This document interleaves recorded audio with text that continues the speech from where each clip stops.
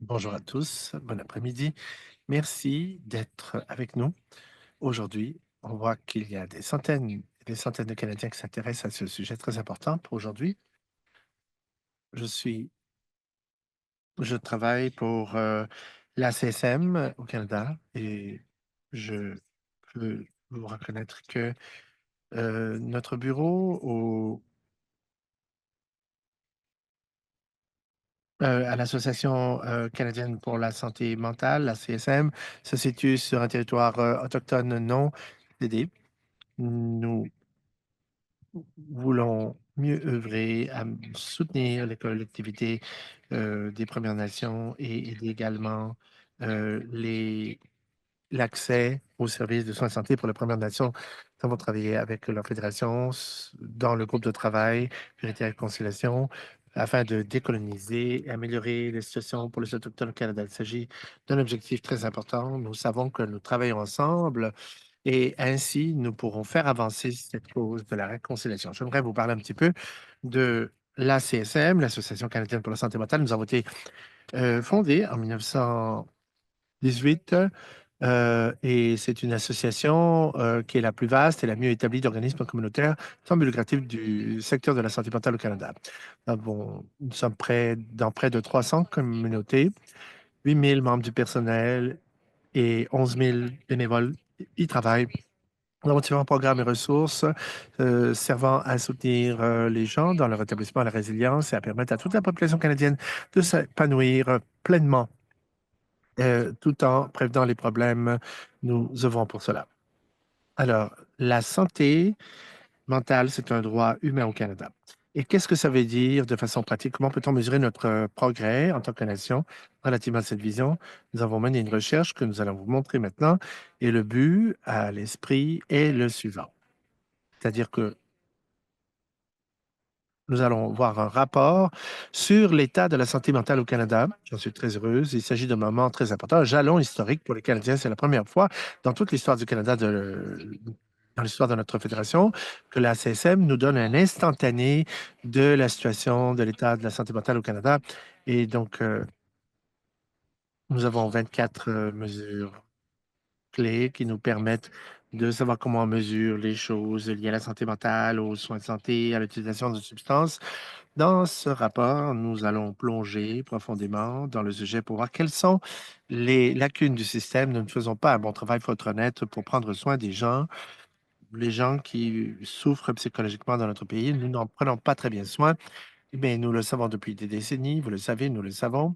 Et finalement, nous avons les faits devant nous en tant que pays pour chaque province et territoire.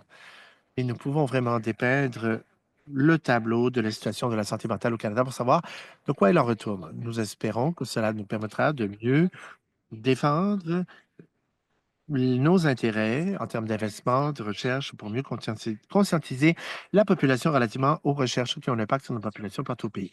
C'est un rapport qui nous aide à voir que la santé mentale et les soins de santé mentale euh, ne sont pas, souffrent de disparités au pays. Il y a des lieux où on a besoin d'améliorer les choses en particulier, et cela nous révèle notamment que les gens au Canada ont un différent niveau de prestations au pays.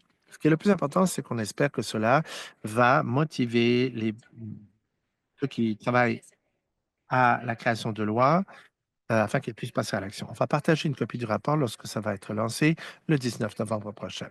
Et donc, on a très hâte de pouvoir travailler avec vous afin de créer le système dont nous avons besoin des soins de santé mentale adéquats. Je vais vous passer Dr. Lynn Lowe, collègue à moi, qui est analyste de recherche, et également Sarah Kennel, directrice de la politique. Je cède la parole d'abord à Lina.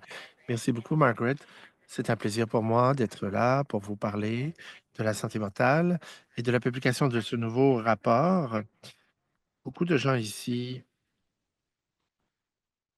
je pense, il y a des centaines de personnes qui se joignent à nous. Ça veut dire qu'il y a beaucoup de personnes au Canada qui sont intéressées dans l'état de la situation de la santé mentale au Canada.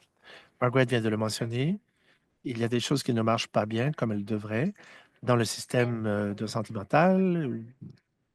des soins de santé en général. Et on espère que ce rapport vous invitera à vous joindre à nous pour revendiquer un changement. À la CSM, nous croyons vraiment aux données probantes, aux données, comment cela peut être utilisé pour passer à l'action afin de faire des améliorations dans le système de santé mentale. Et on espère que ce sera clair dans la présentation, que vous vous joindrez à nous dans vos efforts. Le rapport sera publié le 19 novembre. Ce que nous allons faire aujourd'hui avec vous, nous vous donnerons un aperçu des conclusions clés et, chemin faisant, nous allons tester vos connaissances relativement à la santé mentale dans le système de soins canadien.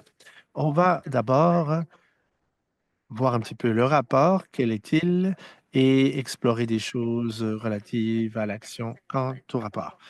Alors, relativement à la situation ou l'état de la santé mentale au Canada, c'est un rapport qui nous aide à raconter l'histoire, pour savoir comment le système fonctionne, où il y a des lacunes, et donc on va se poser la question de quelles lacunes parle-t-on. D'abord, il y a trois lacunes principales. D'abord, il y a une fragmentation des soins de santé mentale au Canada. Et les données aussi, comme vous le verrez dans l'étude, on n'a pas vraiment un tableau bien brossé de ce qui est disponible et en termes de la qualité des données.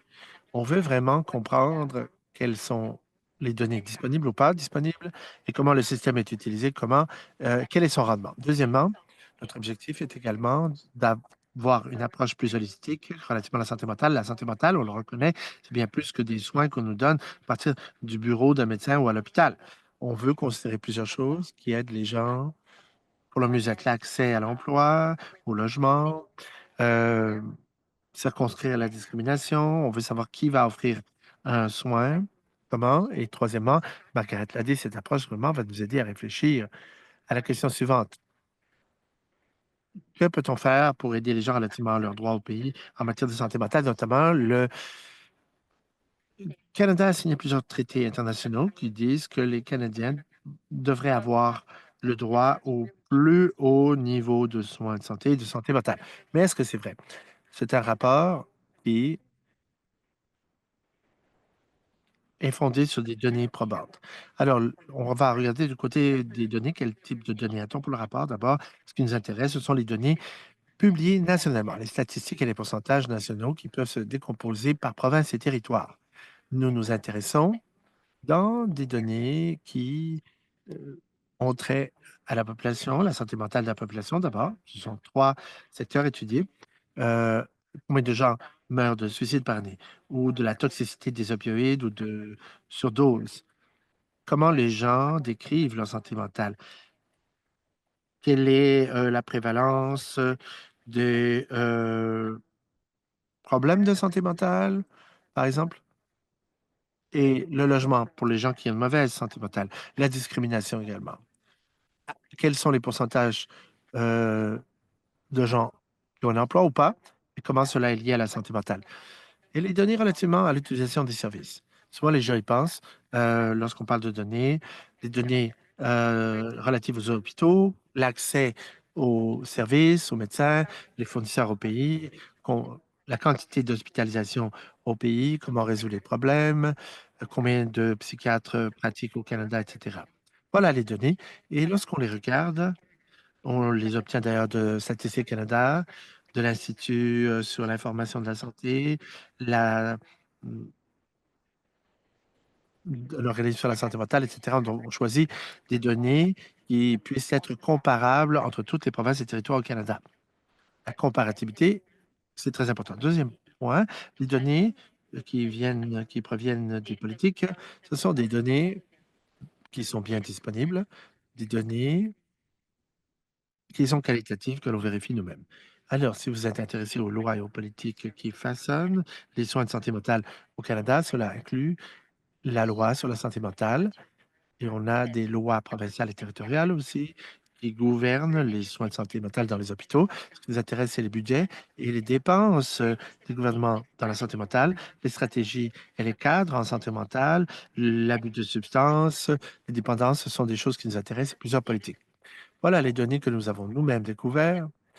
Nous sommes allés aux sources. Nous avons créé une grille d'accessibilité pour déterminer jusqu'à quel point la politique donne un bon rendement ou pas. Alors, Ça nous donne les implications relatives à la santé mentale et relativement à l'accès aux services. On pensait que c'était critique et vital même d'inclure ces éléments. Troisième élément que nous avons fait, et comme Margaret l'a mentionné, la CSM est située dans les 10 provinces et un territoire. Et ce que nous voulons faire, c'est considérer ces données et voir que les dispositions de services et les fournisseurs de soins perçoivent comme données et qu'ils nous parlent également de la situation qui existe dans leur province ou territoire. On voulait voir quelles étaient les données qui étaient importantes pour ces personnes, pour voir si les données parlaient de la situation ou entièrement ou pas. Et donc, des innovations très intéressantes au niveau de la santé mentale, pour les soins de la santé. On en parlera un peu plus tard dans la présentation. La structure de ce rapport, je sais que vous n'avez pas le tout disponible maintenant, mais la structure du rapport est telle que c'est organisé selon des profils. Premier profil, on a un profil qui montre les différents indicateurs partout au Canada et au total, comme vous pouvez le voir, c'est beaucoup de données en soi. Et puis après, il y a le profil canadien. Les données également sont décomposées par territoire et province. Et donc, vous pouvez comprendre comment les provinces et les territoires font relativement à la moyenne canadienne. On va d'abord initier le tour de tout ça par un quiz. Ma collègue, je vous cède le micro. Voici maintenant Sarah Kennel. Merci beaucoup et félicitations aux amis, aux familles qui nous écoutent aujourd'hui.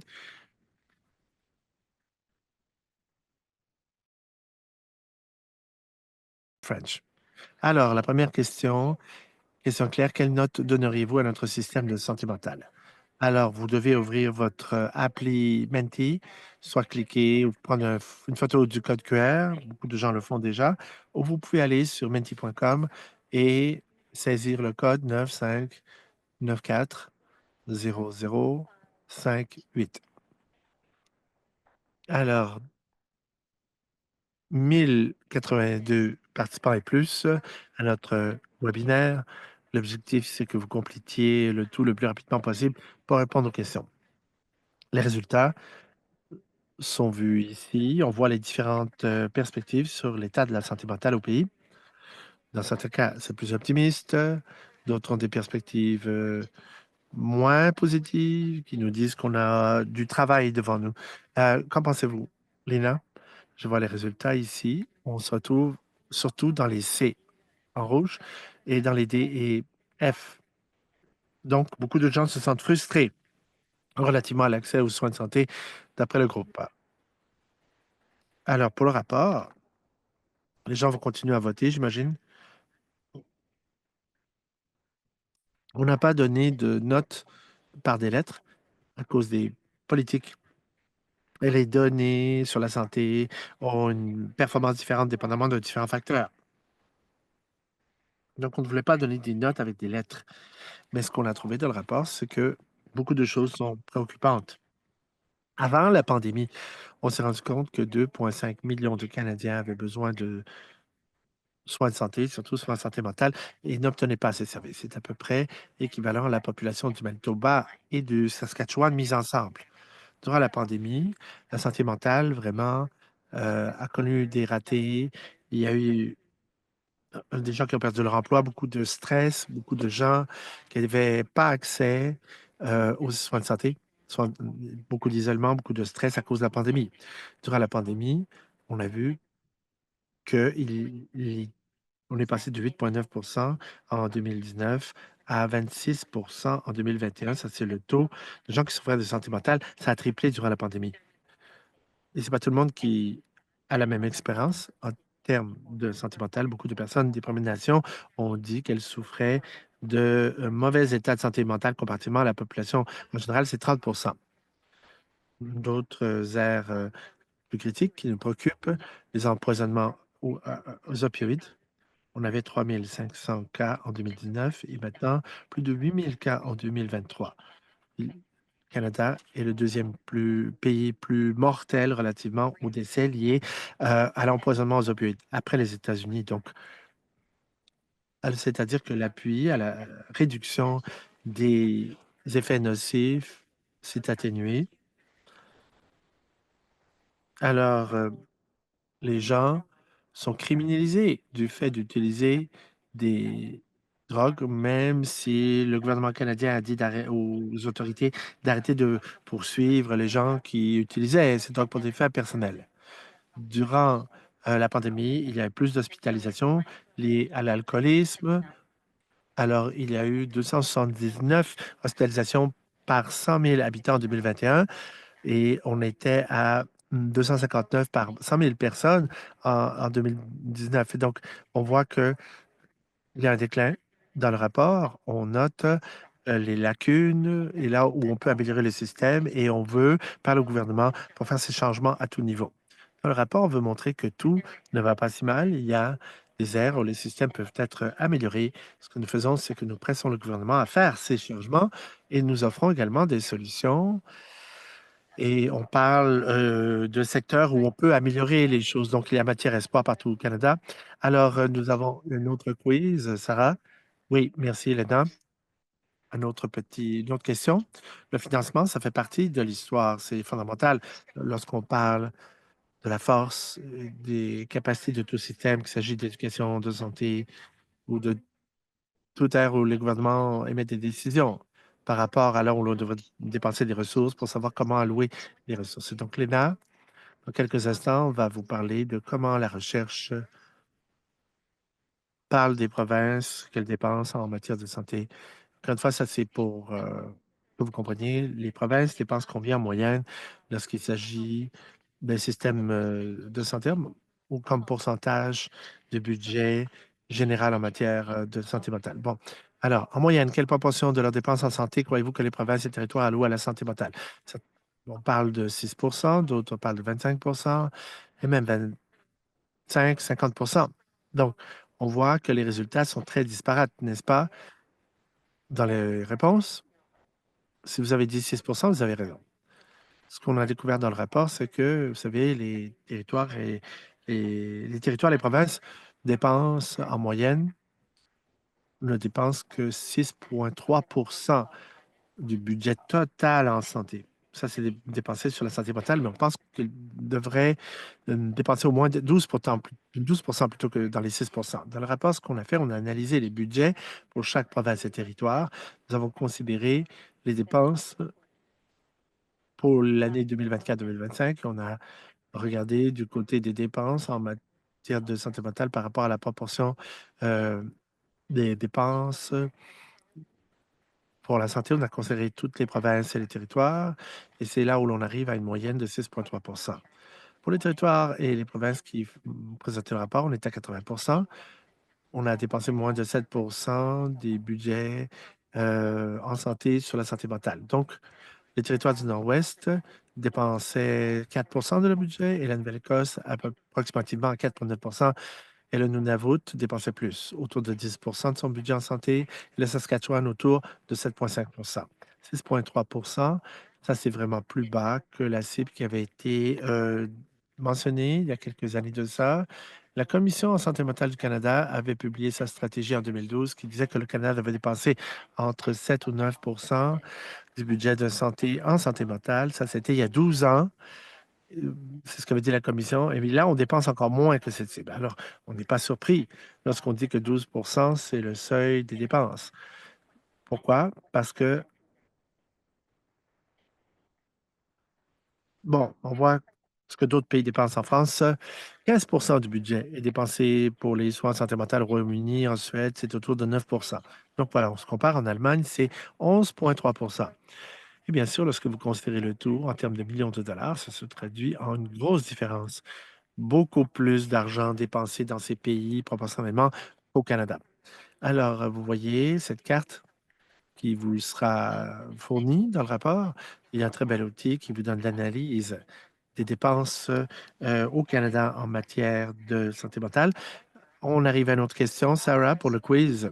Une autre question ici. Depuis quand les services de santé mentale et de santé liés à l'utilisation des substances sont-ils pleinement intégrés à notre système de santé universel? Est-ce qu'on pense à l'intégration de la santé mentale avec d'autres services? Donc, depuis quand les services de santé mentale et de santé liés à l'utilisation de substances sont-ils pleinement intégrés à notre système de santé universel? Il y a eu des discussions très intéressantes dans le clavardoir relativement aux rôles différents que joue le secteur privé ou les organismes communautaires pour la livraison de santé mentale et de services en matière d'abus de substances. La question, est-ce que ça fait vraiment partie de nos soins de santé universels? Et si oui, mais quand est-ce que ça a vu le jour?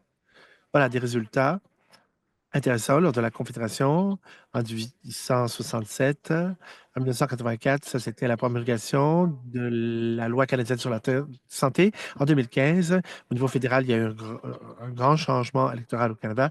Où est-ce que c'est 2020? Que s'est-il passé? Donc, voilà les questions possibles. C'est une question piégée, effectivement.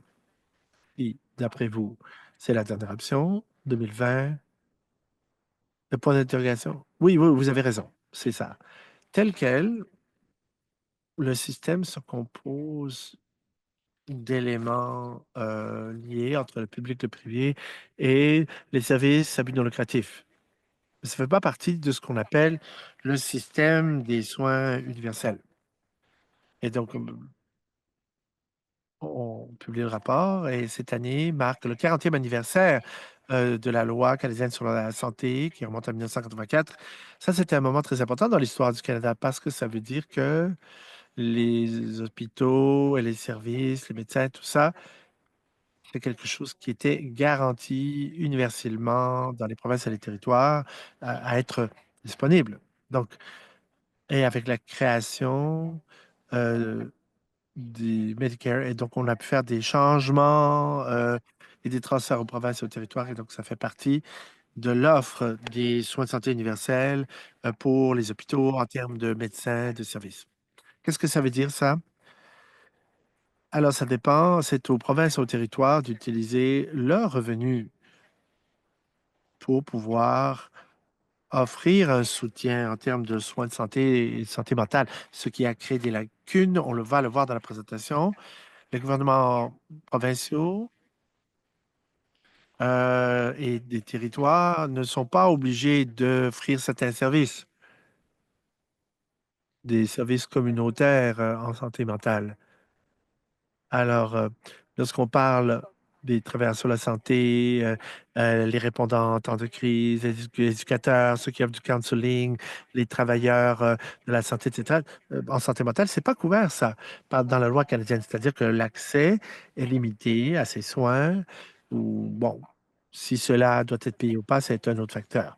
Alors, ce qui est disponible est limité. Sarah? Oui, alors, au niveau personnel, est-ce que le coût de santé mentale a-t-il déjà été un obstacle pour vous ou une personne qui vous est chère? Ce que l'on voit dans le clavardoir, c'est que c'est une question fort personnelle et donc il y a des communautés qui sont gravement touchées en termes d'inégalité, en particulier en termes d'accès au soutien, aux services dans le système des soins de santé, ce dont on a besoin pour bien mieux se sentir. La grande majorité des gens ici exprime ce qui surgit comme résultat au niveau quantitatif, c'est tellement clair. Et donc, beaucoup de Canada, des millions de personnes au Canada n'ont pas accès aux soins dont ils ont besoin.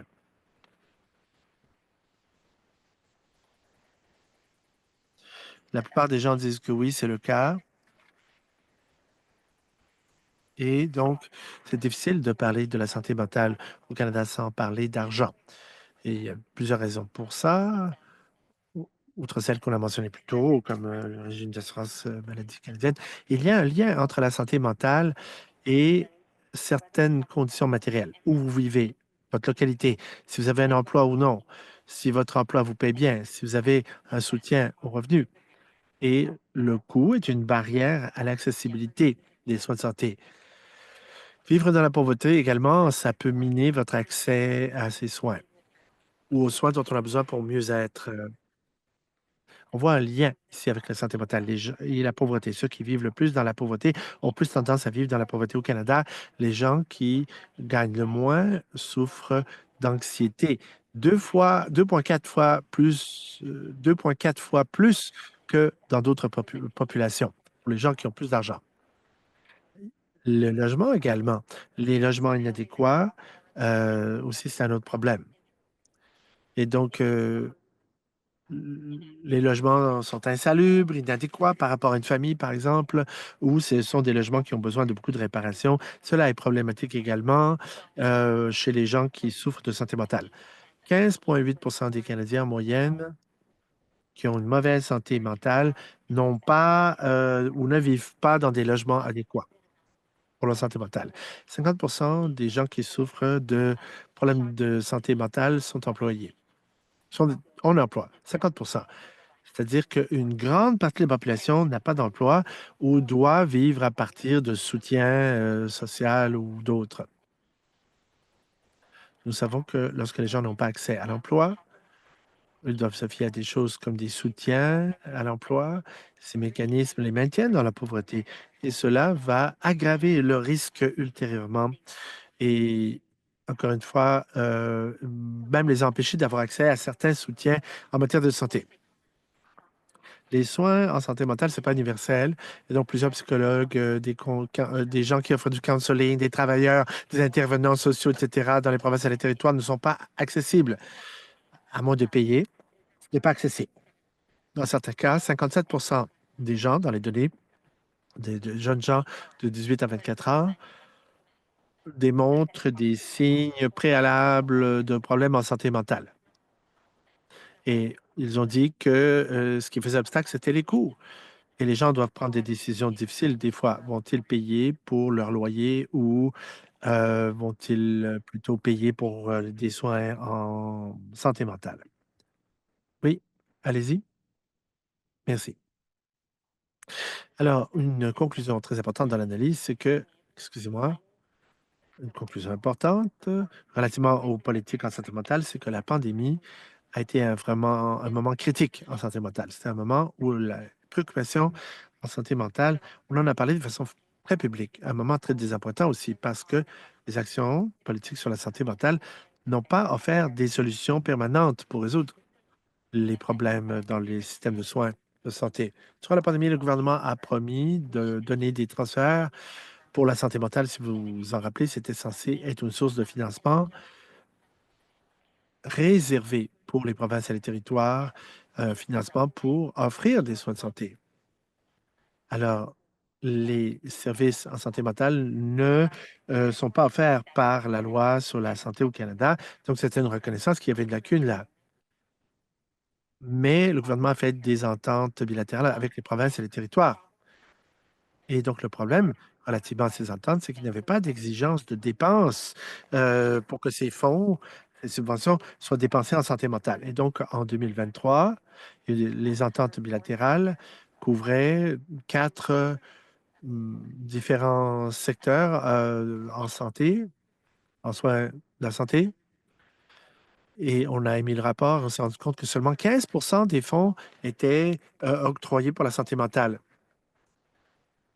On a considéré le financement de 2023 également, 2017, et on s'est rendu compte que pour ces fonds, on arrive à près de 30. C'est beaucoup moins d'argent que prévu. Et donc, c'est un très faible pourcentage du financement, ce qui est fort préoccupant. C'est comme une solution trop peu, trop tard, une solution temporaire pour un problème beaucoup plus grave et profond en ce qui a trait au financement des soins de santé mentale. Dans l'entente, on ne requiert pas que les provinces et les territoires financent les services, les soins en santé mentale et les différents services comme ceux des travailleurs sociaux, des intervenants qui offrent du counseling, etc. Ce n'est pas euh, soutenu financièrement. C'est ce qu'on a vu dans les ententes bilatérales durant la pandémie.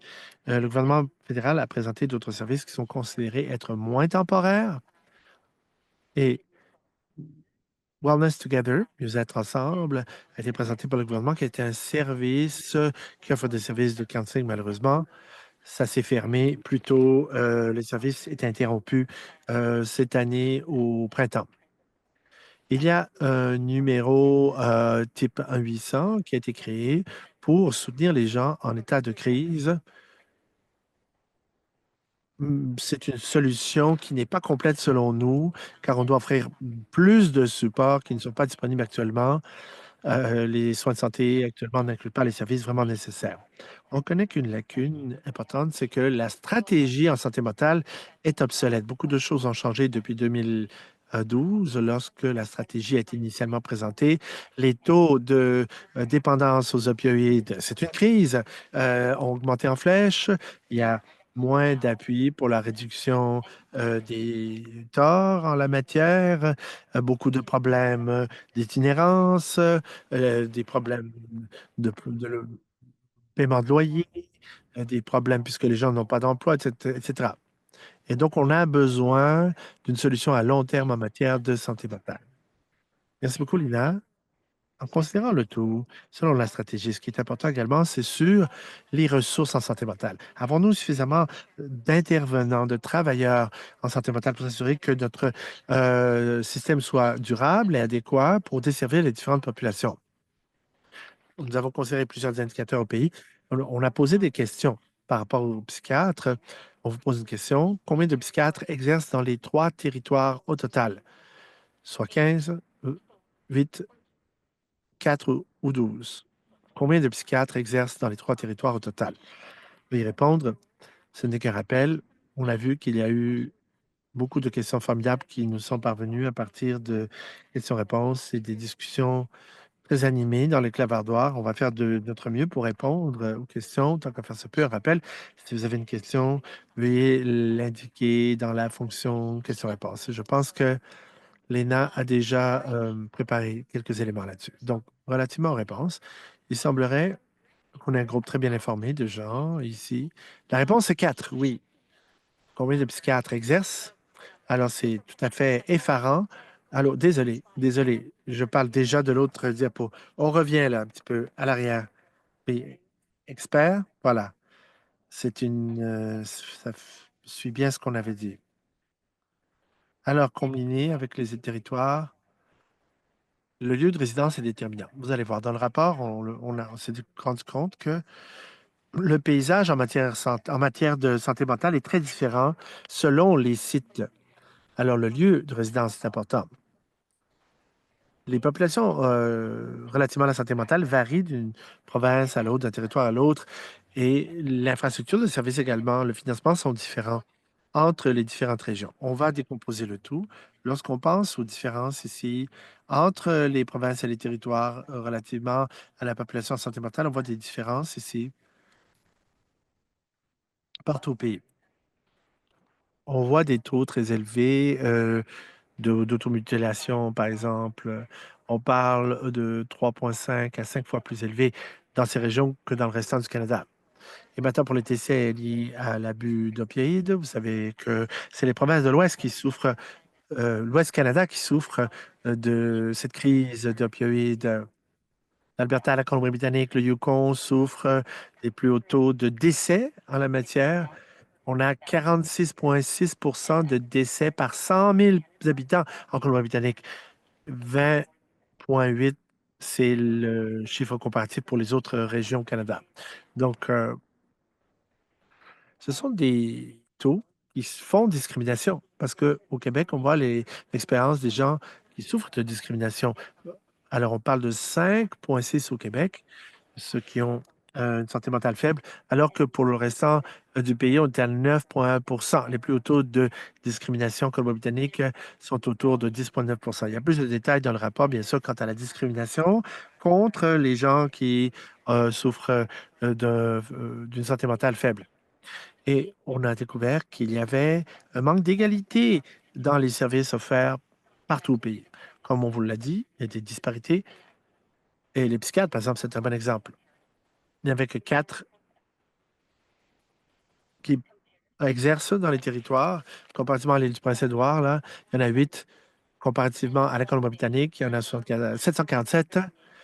Et en Ontario, il y a 1938 praticiens qui exercent en Ontario. Mais ce n'est pas le tableau général, puisque ça dépend où vous vivez dans ces provinces. Donc, si vous avez accès à un psychiatre, ça dépend d'où vous vivez. Si vous vivez dans les régions éloignées de l'Ontario, les régions rurales, il est probable que vous n'ayez pas de praticiens qui exercent dans ces régions. Alors qu'à Toronto ou à Ottawa, par exemple, ce sont des endroits où on trouve beaucoup de praticiens qui exercent. Les visites dans les urgences, c'est beaucoup plus élevé pour certaines provinces comme l'Alberta. On a vu par les données que la réduction des euh, difficultés, c'était particulièrement fort en Colombie-Britannique, mais il y a moins d'appui. Dans l'île du Prince-Édouard, par exemple, le gouvernement voulait créer des sites de consommation supervisée, par exemple, mais il y a une opposition locale. En Saskatchewan, on s'est rendu compte qu'il y avait un accès plus faible que la moyenne, un accès aux services pour les jeunes. Les jeunes ont plus de difficultés à avoir accès aux services.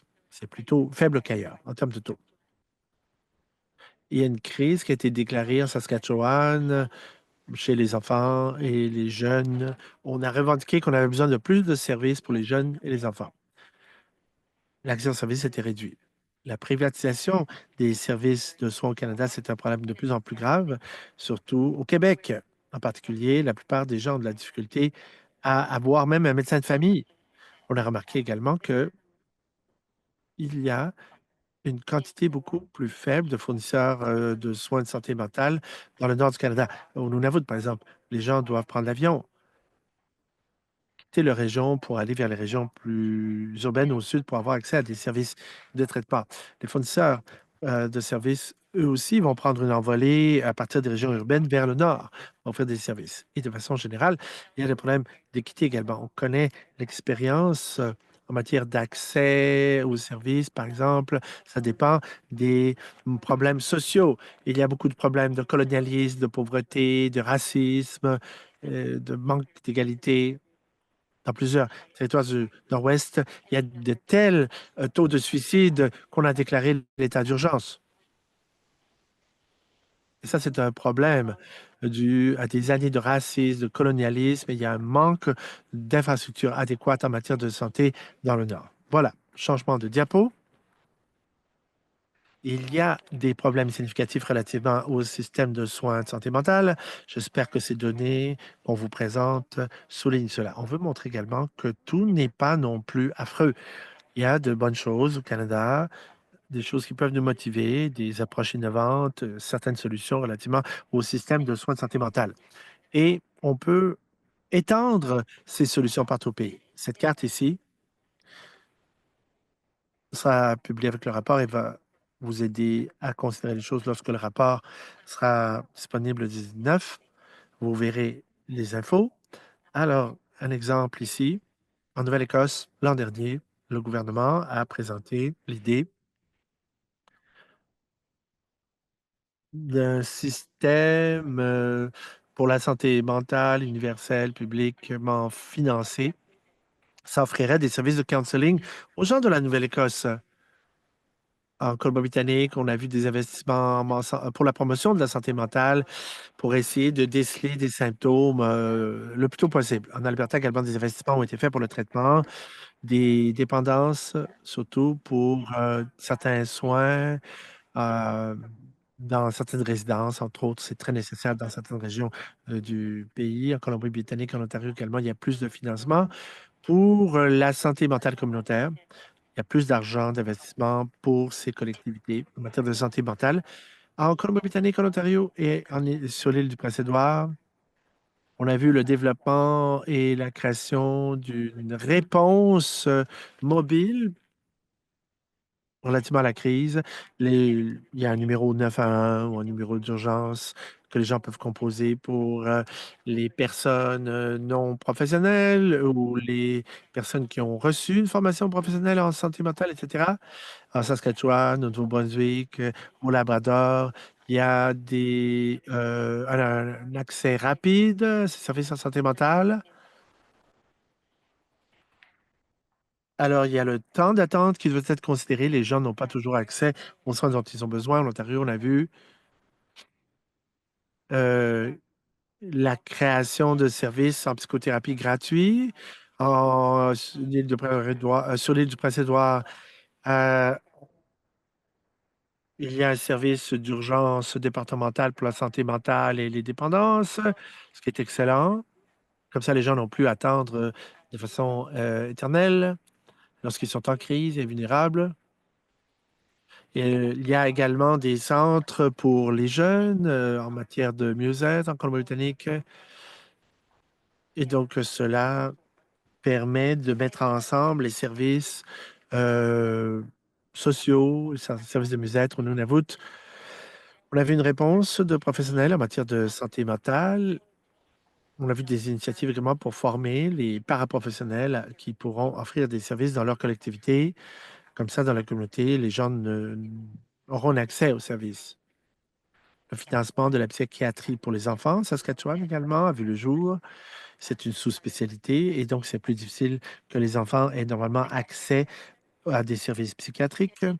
Pour les enfants, au Yukon, au Nunavut, on a vu la création de thérapies territoriales pour le mieux-être en santé mentale, donc qui considère la culture locale. Et le financement Manitoba d'un programme de mieux-être pour les fermiers. Il y a des défis en santé mentale dans le secteur agraire, en particulier dans le secteur agricole. Au Québec, on a mis à jour la stratégie mentale et on veut souligner cette stratégie parce que le fait d'avoir une stratégie en santé mentale à jour, forte, ça aide à planifier l'avenir, ce qui est très important pour s'assurer que nous ayons du bon financement et une belle infrastructure de services en matière de santé mentale. Prochaine diapo. Léna, avant de continuer, je pense que beaucoup de gens rajoutent leur réflexion. Dans le clavardoir, c'est une belle opportunité pour les gens pour souligner les pratiques exemplaires, les innovations dans leur localité, ce qui marche bien. On souligne cela. Et dans votre conversation, souvent, euh, traite de ce qui manque, des problèmes, des lacunes, ce qui ne va pas.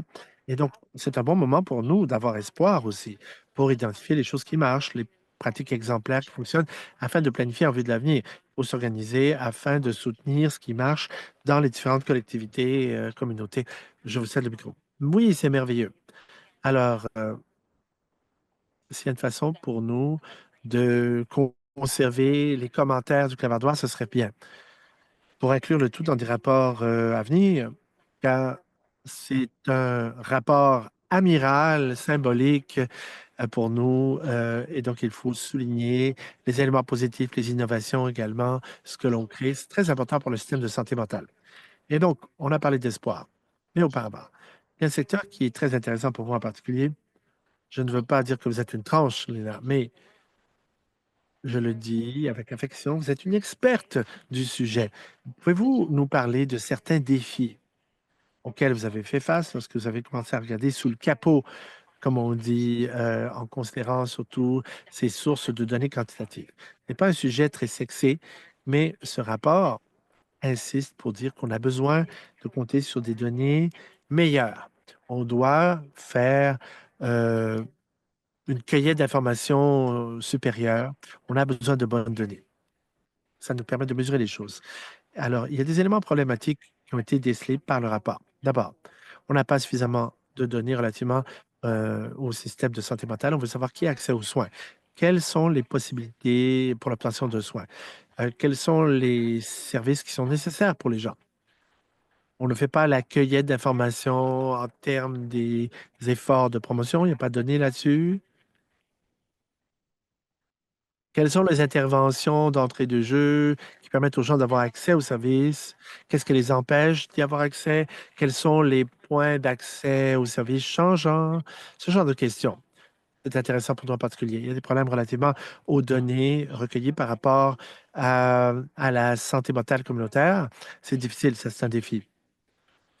On parle souvent de santé mentale communautaire, mais on va inclure de plus en plus de données là-dessus. On s'est dit ça, mais on a commencé à faire la recherche, et on a regardé du côté des chiffres et on voulait faire participer des organisations de santé mentale et on s'est rendu compte que les données ne reflétaient pas vraiment bien ce qui se passait sur le terrain en ce qui a trait à l'accès à du counseling pour les différents éléments. Et donc, pour l'ACSM Canada, on s'est rendu compte qu'on avait besoin de meilleures données. Et aussi, deuxièmement, On se rend compte que les données sont recueillies sporadiquement, temporairement. Donc, c'est difficile de voir les tendances pour le long terme et de voir quels services sont améliorés et où il y a des lacunes et des comblés à fausser. Il y a des données très intéressantes relativement à des données nationales ou par rapport au territoire en particulier. Il y a des disparités, des différences socio-économiques énormes liées à la santé entre les régions, mais on manque tellement de données. Et ça, c'est vraiment troublant. Et cela souligne le fait que c'est un problème de justice en matière de santé. On s'est rendu compte qu'il n'y a pas assez de couverture, de traitement des données.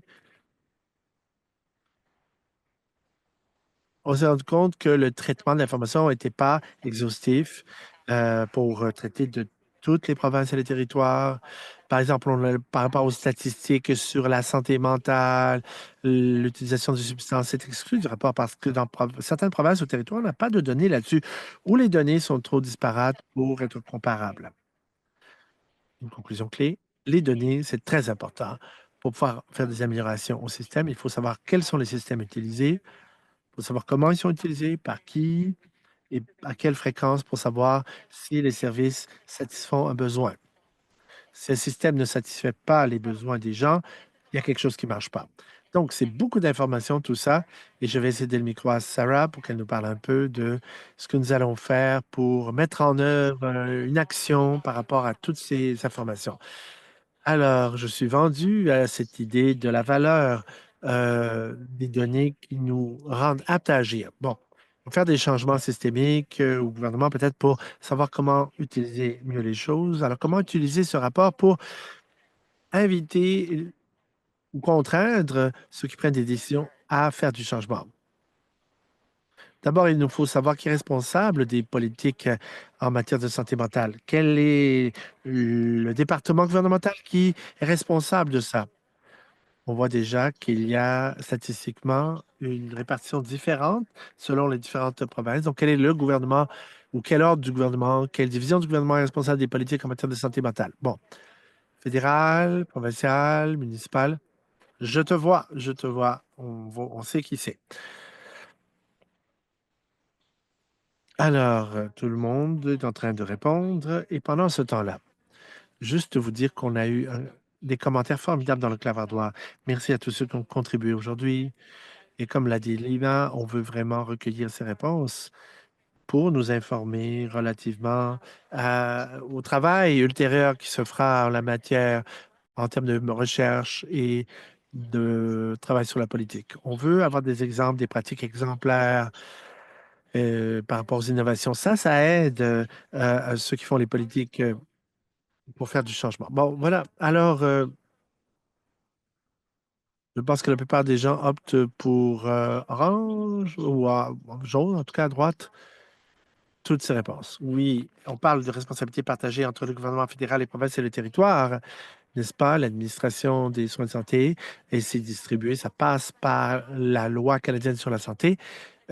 Tous les niveaux de gouvernement ont vraiment un rôle à jouer quant à la prestation des services, l'administration des services, l'allocation des ressources, etc., relativement à la santé mentale et à la santé en matière d'abus de substances. Donc, lorsque les provinces conçoivent leur budget sur la santé et d'autres budgets, les municipalités également et les villes ont leur stratégie pour réduire les ravages, par exemple. Il y a des municipalités qui sont responsables d'unités de crise mobile. Alors, plusieurs paliers de gouvernement ont un rôle particulier à jouer. Alors, qu'est-ce qu'on a fait à la CSM au niveau national?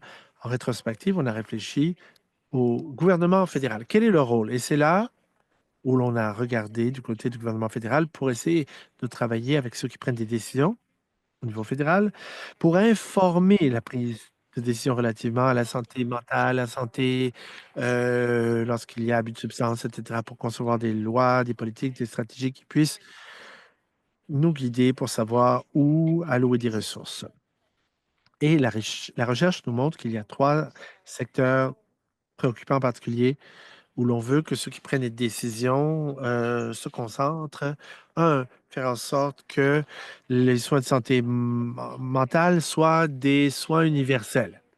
Ça, c'est très important. Ça veut dire qu'il faut amender la loi canadienne sur la santé qui n'est pas suffisante, où il y a des lacunes. Ça ne satisfait pas nos besoins actuellement et c'est discriminatoire au sens où ça traite les gens qui souffrent de santé mentale ou qui souffrent de troubles, d'abus de substances. Ces personnes sont maltraitées dans le système de soins actuellement. Alors, 40 ans plus tard, le moment est venu d'amender la loi canadienne sur la santé pour voir comment la santé mentale et la santé en matière d'abus de substances, comment tout ça peut faire partie du système de soins universel. Deuxième élément de la conclusion par rapport à cette recherche, il s'agit des déterminants de santé sociaux. Il faut s'assurer que les gens aient accès au logement, que ce soit approprié. Il faut un soutien qui permet à ces personnes-là de bien vivre, afin qu'ils ne soient plus préoccupés à se demander s'ils ont accès à des services ou s'ils pourront manger. L'idée, c'est de lutter contre la discrimination.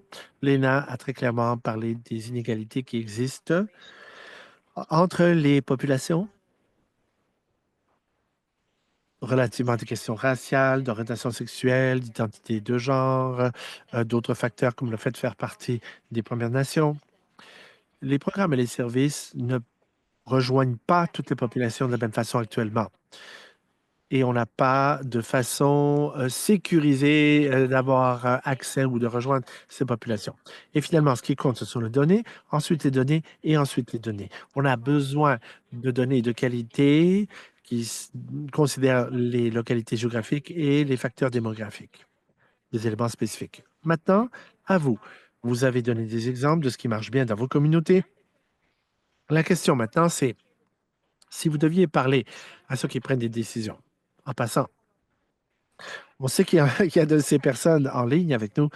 Alors, vous pouvez écouter, vous n'êtes pas obligé de participer, peu importe quel niveau de gouvernement vous représentez. Merci d'être là avec nous. La question, c'est à tous, si vous deviez parler à une personne qui prend une décision, quel que soit le niveau de gouvernement, que voulez-vous qu'ils entendent relativement au système? Il devrait ressembler à quoi? Quel type d'initiative devrait-il considérer? Alors, vous voulez que ça ressemble à quoi finalement? Euh,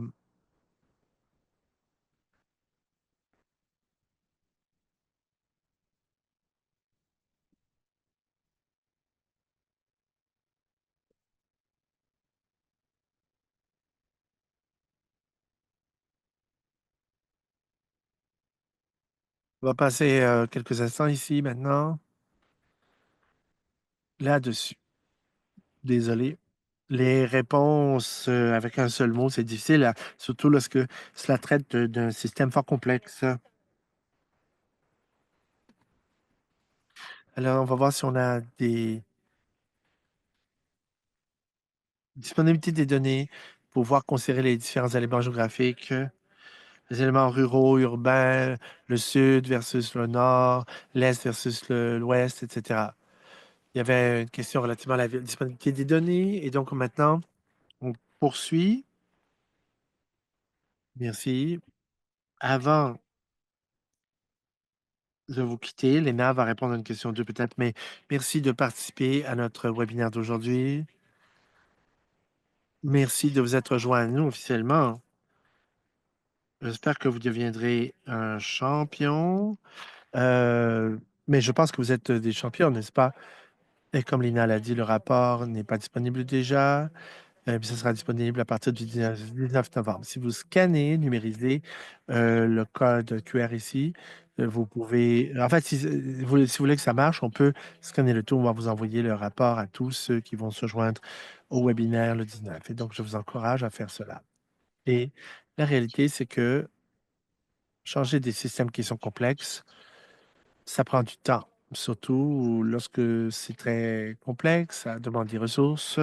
À l'Association canadienne pour la santé mentale, nous nous consacrons à faire ce changement pour les collectivités du pays, mais nous ne pouvons pas faire cela, notre travail, sans votre appui. Merci beaucoup merci aux gens, aux 3000 personnes qui se sont inscrites pour faire partie du webinaire. Vous faites partie d'un mouvement et vous êtes le mouvement qui moussez ce mouvement partout au pays. Vous êtes ceux qui nous faites avancer. Merci à tous ceux qui étaient là. Merci beaucoup pour votre appui. Merci d'avoir participé et nous avons très hâte de participer à l'avenir dans des événements comme celui-là pour partager nos ressources. Alors, Léna, il ne reste plus qu'une minute avant de conclure, puis je vous cède le micro. Pouvez-vous nous parler un petit peu de ce qui a dû être exclu par rapport aux lacunes de données? C'est une question très intéressante pour savoir comment simplifier le tout et mieux travailler avec les provinces et les territoires pour que des données soient disponibles. Bon, je peux parler de ça. Il y a des défis pour les rapports des provinces et des territoires. Surtout, il faut développer des partenariats entre les différents niveaux, paliers de gouvernement, afin d'avoir le bon partenariat, afin de partager les données. Ça fait partie du défi. Certaines provinces ont mentionné aussi que les systèmes de données que les provinces et les territoires utilisent dans leur travail, c'est très différent.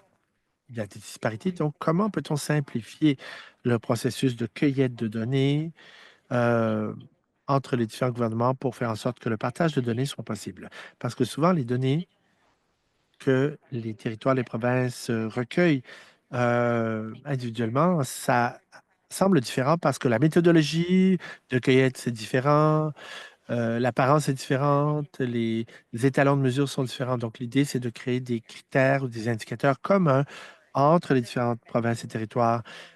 Il faut normaliser le tout pour que les rapports soient plus faciles à faire entre les provinces et les territoires pour faire les bonnes comparaisons entre les provinces et les juridictions. Comme vous pouvez vous l'imaginer, cela coûte de l'argent, ce qui signifie qu'il faut développer non seulement un cadre commun, mais il faut s'assurer qu'entre les provinces et les territoires, les organisations en santé mentale aient le soutien technologique et disposent des outils pour recueillir ces mêmes données afin de pouvoir simplifier les données pour des fins de présentation de rapports et pour pouvoir partager les données. Il ne reste plus qu'une minute. Léna, merci beaucoup. J'aimerais parler d'un élément lié à la conversation qui portait sur le budget. On se posait la question, est-ce que l'on regarde simplement du côté des budgets en santé? On reconnaît que si on adopte une vision holistique pour l'abus de substance, par exemple, on regarde du côté de plusieurs engagements ministériels, spécialement au niveau des provinces. Avons-nous inclus des dépenses, surtout en ce qui a trait aux dépendances et à la santé en matière d'abus de substance? Oui, ça dépend vraiment honnêtement des provinces et des territoires. Comment on fait le rapport des données? D'habitude, vous devez considérer les items budgétaires. Ça a été inclus en général comme faisant partie des dépenses générales en matière de santé, mais ça dépend comment on présente les choses dans le rapport. Lorsque vous parlez du logement, par exemple, nous savons qu'il y a des choses très importantes. C'est mon alarme qui sonne, excusez-moi. On sait qu'il y a eu des besoins très importants pour les gens qui souffrent de santé mentale, en ce qui a trait à ceux qui utilisent les services de santé mentale et pour l'abus de substances. C'est donc très important. Mais il faut s'assurer que le logement soit disponible. Donc, mais cela n'est pas nécessairement reflété dans les dépenses, n'est-ce pas, pour les gens. Donc, en matière en matière de santé mentale, c'est très difficile de quantifier les choses parce qu'il manque des choses peut-être.